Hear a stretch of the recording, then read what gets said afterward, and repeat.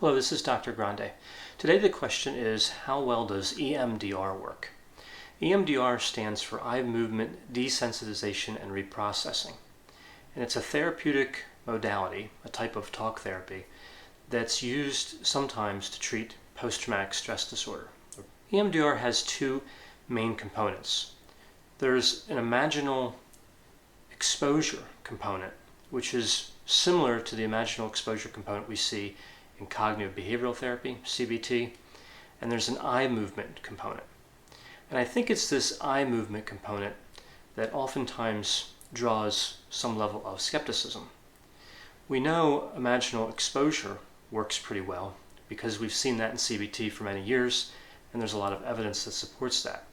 It's this eye movement piece that some people aren't too sure about, and it looks like they may have good reason based on the evidence. Now, whenever we talk about a therapeutic modality and whether it works or not or how well it works, we have to consider how the scientific method works and how we analyze data and interpret results.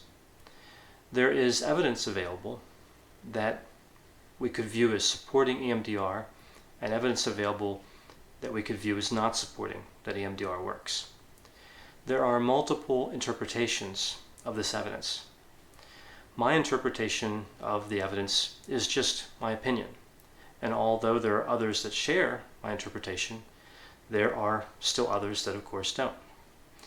So let's look at EMDR in a few different categories in terms of how it's been studied. The first category would be, does EMDR work better than doing nothing? Now this is a fairly weak standard, and there are a lot of activities that work better than doing nothing for PTSD. So this is a weak standard, but it's where we have to start when we look at a therapy. And as far as EMDR is concerned, I feel the evidence supports that it does work better than doing nothing at all. So in most cases, if somebody has PTSD, they would be better off being treated with the EMDR than receiving no treatment. Now moving up a level.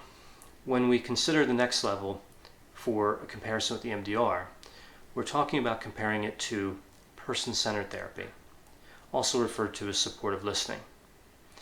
And a lot of therapeutic modalities use person-centered therapy as a way for the counselor or the mental health clinician to sit with a client in a session, a way of being. And this modality involves paraphrasing, reflecting, summarizing, but it's non-directive. There's no real advice given in person-centered therapy. So oftentimes it's referred to as necessary for effective therapy, but not sufficient, meaning a theory needs to have more to it than just the techniques we see used in person-centered therapy. So this is a higher standard, but still not the ultimate standard for comparison. When we look at EMDR in terms of treating PTSD and we compare it to supportive listening, there are mixed results here.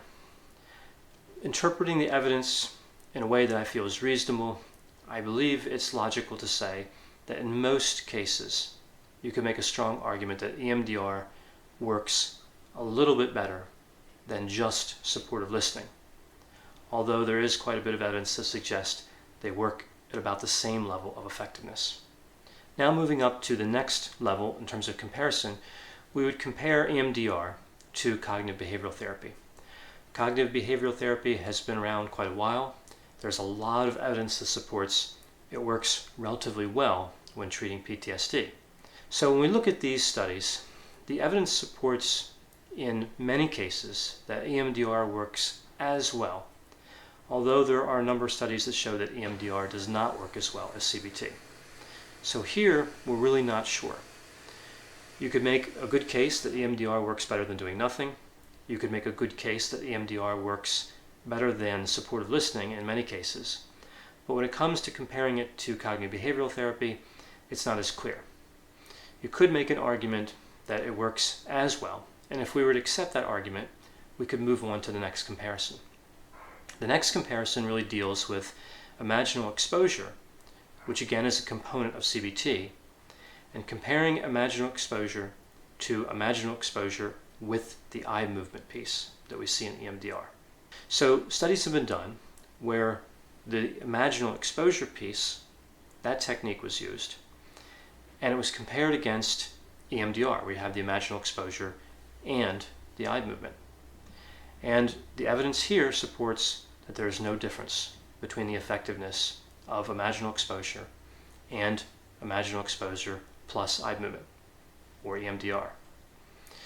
So when we look at EMDR and we look at this eye movement piece, I think it's reasonable to be a little skeptical about whether this really works. The evidence doesn't support that it works, but that doesn't mean it doesn't work. We don't know for sure. There is no evidence I'm aware of that shows that the eye movement piece is harmful. So the prevailing logic has been that it's reasonable to practice EMDR because the imaginal exposure component works, and we're not sure about the eye movement piece, but it doesn't seem to do any harm. The more complicated question becomes, what is the best treatment for PTSD in terms of counseling or other talk therapies? And you could make a good argument here that the best treatment would be cognitive behavioral therapy, according to what we see in the research, and that EMDR is effective in many cases, but maybe not the best treatment for PTSD. Either way, as I mentioned, research shows that it's at least close. It's probably close in terms of effectiveness. So we do see it, it's fairly popular in use with PTSD. Now, the next question would be, what about the expansion of EMDR into treating other disorders? Now, we have seen this happen. We've seen EMDR used to treat schizophrenia, eating disorders, as well as other disorders. Now here, this appears to be an instance where the use of the treatment may have moved a bit ahead of what we know from research. It's moved ahead of science. So my opinion here in terms of the research would be that EMDR certainly warrants further research. As I mentioned, we don't know for sure that the eye movement doesn't work. There's no evidence to suggest that it does right now. So EMDR warrants further research, and it's my opinion that we should let this research catch up with the usage of EMDR.